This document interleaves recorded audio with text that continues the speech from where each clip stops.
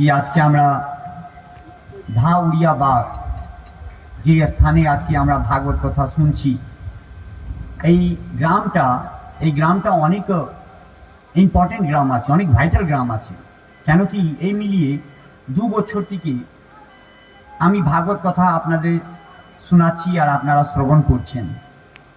ভাগবত কথা কি আছে সংক্ষিপ্ত মধ্যে আজকে আপনার সামনে আমি রেখে যাচ্ছি।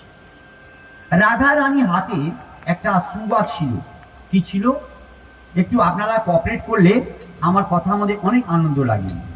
আর জানেন, যেখানে ভাগবত কথা হয় ওখানে সাক্ষাৎ হনুমানজি এসে বসে যান। কেন? তো শ্রবণ করার জন্য।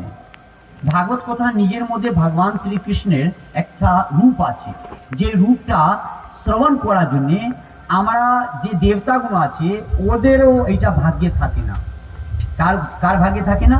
দেবতার ভাগ্যে। এটা কোথায় লেখা আছে? এটা ভাগবতে লেখা আছে। রাধা রানী হাতে একটা সুগা ছিল, যে সুগাটা রাধা রানীকে বলছে কি, এ রাধা রানী, যখন তুমি দ্বাপর যুগে লীলা করতে যাবে তোমার সঙ্গে আমিও যাব। রাধা রানী যখন এই কথা বললেন, সুখদেব যে সুগা ছিল, সুগা যখন এই কথা রাধা রানীকে বলেছেন, রাধা রানী বলেছেন তুমি কি করতে যাবে পৃথিবী ধামে, বৃন্দাবন ধামে? তো পৃথিবীর ওকে যে বৃন্দাবন ধাম আছে ওই ধামে গিয়ে এই শ্রবণটা আমিও শুনবো আর আমিও করব। রাধা রানী বলেছেন বেশ, তোমাকে আগে আমি পাঠাচ্ছি। হ্যাঁ রাধা রানী, আপনি আগে আমাকে পাঠান। পুরো ভাগবত কথার মধ্যে রাধা রানী উল্লেখ কোথাও নেই। কেন নয়? যদি সুখদেবজি রাধা রানী নাম নিবে 6 মাসের জন্য উনি প্রেম সমাধি মধ্যে চলে যাবেন, যদি একবার উনি রাধা রানী নাম নিলেন। কেন? ওনার গুরুদেব আছেন উনি। এই সুখদেবজি কোথায় এসেছিলেন? তো সুখদেবজি এসেছেন আগে ব্যাসজি মহারাজের রক্ত থেকে জন্ম নিলেন, আর वाटिका मातार गर्भ থেকে জন্ম নিয়েছেন। কে নিলেন? সুখদেবজি মহারাজ।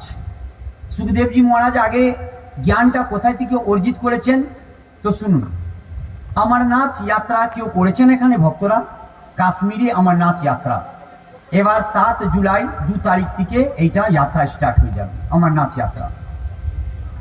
এই अमरनाथ यात्रा মধ্যে বাবা ভোলেনাথ পার্বতী মহারানীকে বলছেন কি, হে পার্বতী দেবী, আমি অমর আছি, তুমি অমর না। কিন্তু আপনি কেমনি অমর আছেন?